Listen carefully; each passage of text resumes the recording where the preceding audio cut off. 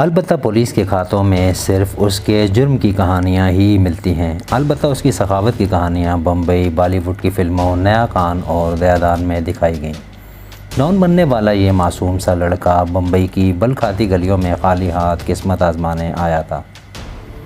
اس کے ساتھی کلی چھوٹے موٹے چور بن گئے، لیکن اس نے بہت جلد بہت سارا پیسہ کمانے کے گر سیکھ لیے تھے۔ دن بھر کی محنت کے بعد اس کے ہاتھ چند سکے اور راہگیروں کی گالیاں ہی آتی تھیں، لیکن اس نئے حلقے اور اس تنہائی سے بڑے شہر میں بڑے گہرے دوست میسر آ گئے۔ 1952 میں جب مرزا جی دیسائی نے نشہ آور اشیاء بالخصوص شراب پر پابندی لگائی تو اس سے شراب نوشی کے غیر قانونی دھندے کو بہت فروغ ملا۔ یہ پابندی وارا راجن مودلیار کے لیے نیا موڑ ثابت ہوئی۔ اپنے مقامی نیٹ ورک کے ذریعے اس نے ان لوگوں تک رسائی حاصل کی جو کہ اس دھندے میں پہلے ہی ملوث تھے۔ ایک پولیس والا جس نے کبھی خراب دنوں میں اسے گرفتار کیا تھا بتاتا ہے کہ وہ زبان کا دھنی تھا۔ شراب مافیا کو ایک ایسے شخص کی ضرورت تھی جو کہ لفاظی کے ذریعے ان کے پسے کام نکال سکتا، اور اس میں یہ گر موجود تھا۔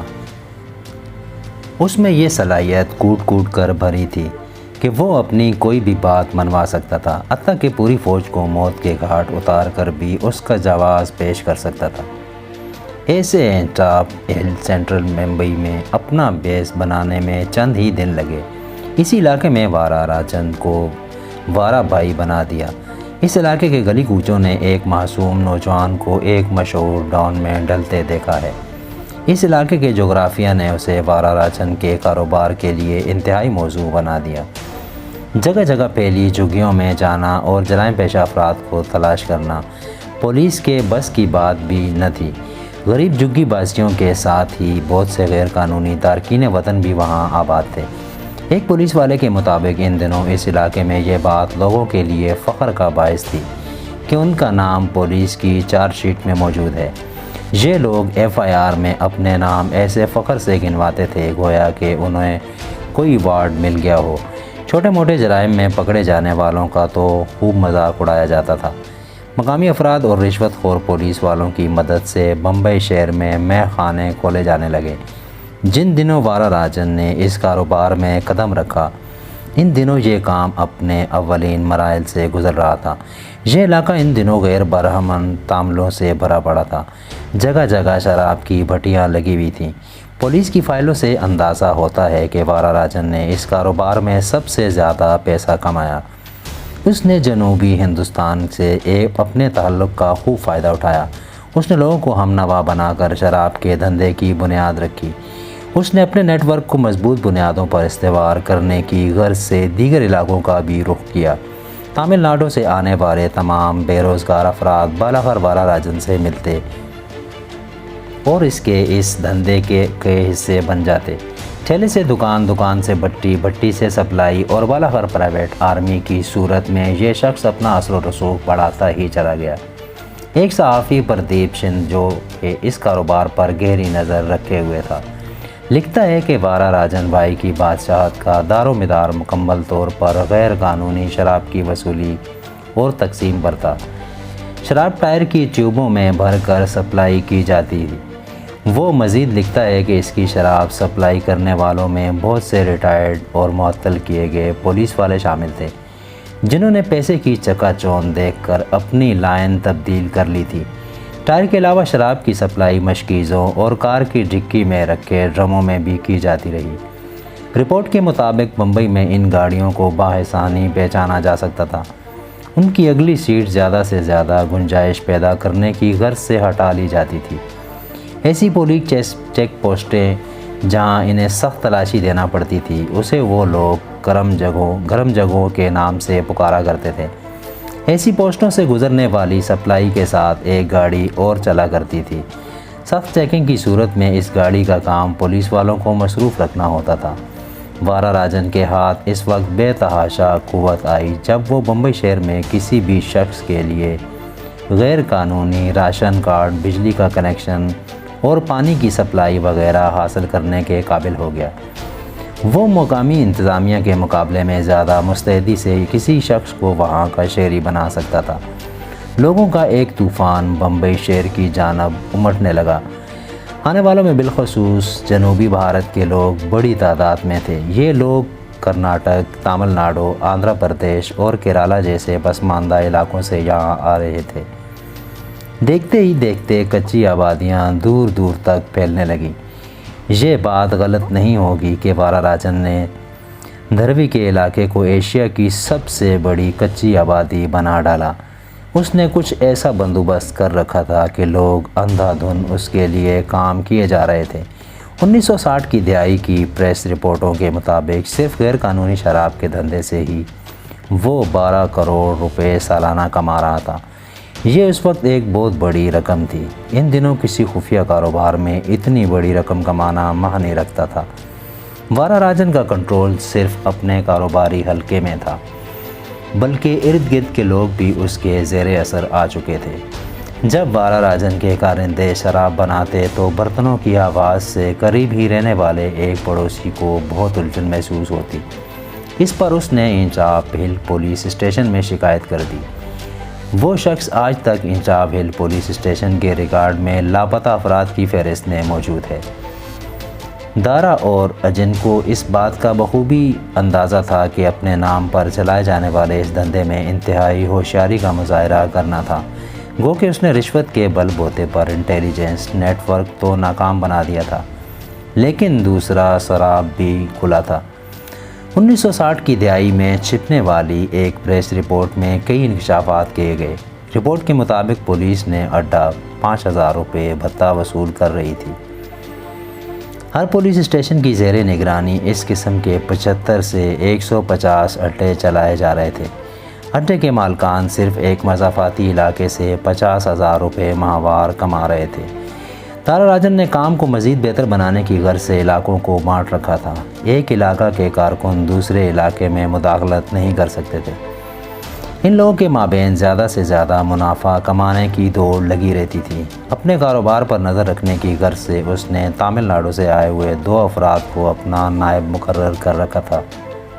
ان میں سے ایک تھامس کورین عرف خواجہ بھائی اور دوسرا مہندر سنگھ بگ عرف بڑا سوما تھا۔ آہستہ آہستہ وارا راجن بھائی حکومتی زمینیں بھی ہتھیانے لگا۔ اس نے یہ زمینیں قبضہ کر کے ہجرت کر کے آنے والے نئے لوگوں کو من مانے داموں پر دینا شروع کر دیں۔ یہ لوگ بمبئی میں کاٹن مل کے مراکز، داوڑ، سیون متونکا، دھروی اور بدالہ میں قابض ہونے لگے۔ شراب کے ساتھ ساتھ وارا جسم فروشی کے دھندے سے بھی وابستہ ہو گیا، گو کہ وارا راجن اس دھندے میں ذاتی طور پر ملوث نہیں تھا، لیکن اسے اس بات کا علم تھا کہ اس کے کارندے اس دھندے سے بڑا پیسہ کما رہے تھے۔ ایک پولیس کمشنر کے مطابق اس نے اپنے کارندوں سے کبھی بھی اس دھندے کو ختم کرنے کو نہ کہا، جس سے اندازہ ہوتا ہے کہ وہ بذات خود بھی اس منافع میں دلچسپی رکھتا تھا۔ ایک اور بڑی عجیب بات یہ تھی کہ اس دھندے کے کرتا دھرتا ہجڑے ہوا کرتے تھے، ایک ایسا معاشرہ جہاں ان ہجڑوں کی کوئی حیثیت نہ تھی۔ وارا راجن بھائی کا بزنس اب 10 گنا بڑھ چکا تھا، لیکن اس کی کمائی کا اصل دھندہ اسمگلنگ کو ہی سمجھا جاتا تھا۔ اسمگلنگ کی دنیا میں منافع سب سے بڑا حصہ سونے کی اسمگلنگ میں پنہاں تھا۔ عرب ممالک میں اپنے مضبوط روابط کی وجہ سے سونے کی اسمگلنگ پر مسلمان چھائے ہوئے تھے، اور ان میں سے ایک حاجی مستان تھا۔ آگے چل کر سونے کی اسمگلنگ نے بالاخر ان دونوں کو آپس میں ملانا تھا۔ حاجی مستان کی مالی حیثیت ہر گزرتے دن کے ساتھ مضبوط سے مضبوط تر ہوتی جا رہی تھی، لیکن اس کے من کی آگ ابھی تک ٹھنڈی نہ پڑی تھی۔ اس لیے ایک مرتبہ جب بات چیت کے دوران اس کے ساتھی بکیا نے حاجی مستان سے کہا کہ گجرات کا رخ کرنے سے قبل اسے چاہیے کہ وہ خود کو پوری طرح بمبئی کا بادشاہ بنائے، تو حاجی مستان کو یہ بات کانٹے کی طرح چبھی۔ حاجی مستان جیسے بڑے اسمگلر کے لیے یہ بات اس کے منہ پر تمانچے سے کم نہ تھی۔ حاجی مستان نے شہر بھر پر قبضے کی ٹھان تو رکھی تھی، لیکن اسے اس بات کا اندازہ تھا کہ اس کے کام کے لیے اسے کسی لہیم شہیم اور طاقتور شخص کی ضرورت تھی، جس کے اعصاب پر فولاد ہو۔ صرف دارا راجن ہی وہ شخص تھا جو کہ حاجی مستان کے معیار پر اس مقصد کے لیے پورا اتر سکتا تھا۔ اس وقت وارا راجن صرف بمبئی کے مرکز میں ایک ڈان کی حیثیت رکھتا تھا، لیکن پورے شہر میں کچھ بھی کروانے کی سکت اس میں نہ تھی۔ نندن مستان جیسے اس کے کارندے ویر سوا، وسائی، ورار اور پلغار جیسے دور دراز ساحلوں تک مال پہنچا سکتے تھے۔ مستان کسی ایسے موقع کی تلاش میں تھا کہ جو اسے وارا راجن کے قریب لے آئے، اور پھر ایک ایسا موقع آ ہی گیا۔ معلوم ہوتا ہے کہ قدرت بھی ان دونوں کو ملانا چاہ رہی تھی۔ وارا راجن کسٹم ڈاک سے ایک سیٹلائٹ اینٹینا چرانے کے جرم میں گرفتار کر لیا گیا۔ دراصل یہ کیپ یونین منسٹری سے تعلق رکھنے والے ایک سیاستدان کے لیے بطور خاص منگوایا گیا تھا۔ اولاً تو کسٹم حکام اور محکمہ پولیس کو اس سلسلے میں کوئی اشارہ نہ مل سکا کہ اس چوری کے پیچھے ماسٹر مائنڈ کون تھا۔ تاہم محض شبہ میں وارا راجن کو دھرادی میں اس کے ٹھکانے سے اٹھا لیا۔ پولیس والوں نے وارا راجن کو معاملے کی نزاکت سے آگاہ کرتے ہوئے بتایا کہ اگر اس نے اس سلسلے میں زبان نہ کھولی تو اسے 3rd ڈگری ٹارچر کا سامنا کرنا پڑے گا۔ آزاد میدان کے حوالات میں بیٹھا وارا راجن گہری سوچ میں غرق تھا کہ اس نے سفید لباس میں ملبوس ایک لمبے چوڑے شخص کو اپنی جانب آتے دیکھا، جو اپنے حلیے سے انتہائی صاحب ثروت دکھائی دیتا تھا۔ وہ شخص 555 مارکہ سگریٹ کے دھوئیں کو اڑاتے ہوئے بڑے باوقار انداز سے آگے بڑھ رہا تھا۔ پھر وہ عدالت کی سلاخوں کے پاس آ کر رکا۔ یہ حاجی مستان تھا۔ اس اثنا میں کسی پولیس والے کی ہمت نہ ہوئی کہ اسے روک سکے۔ حاجی مستان کو اس وقت کسٹم کا گرو کہا جاتا تھا۔ سال ہا سال کی اسمگلنگ نے نہ صرف کئی کسٹم حکام کو مستان کا ہم نوا بنا دیا تھا، بلکہ بہت سے کسٹم والے تو اس کے ٹکڑوں پر پل رہے تھے۔ حاجی مستان نے کسٹم والوں کو اس بات کی یقین دہانی کرا دی تھی کہ ان کا کنسائنمنٹ بازیاب کرانا اس کا کام ہے، لیکن وارا راجن کو کسی قسم کی تکلیف نہیں پہنچنی چاہیے۔ بمبئی مافیا کی تاریخ دیکھیں تو پتہ چلتا ہے کہ اس وقت بمبئی کی مافیا میں 2 ہی تامل ڈان تھے جو ایک دوسرے کے اتحادی تھے، اور وہ تھے حاجی مستان اور وارا راجن۔ لیکن یہ دونوں اپنے ذات میں زمین و آسمان کی طرح مختلف تھے۔ حاجی مستان اپنے رکھ رکھاؤ کی وجہ سے مشہور تھا، جبکہ دوسری جانب وارا راجن ایک انتہائی بدتمیز گنڈے کی شہرت کا حامل تھا۔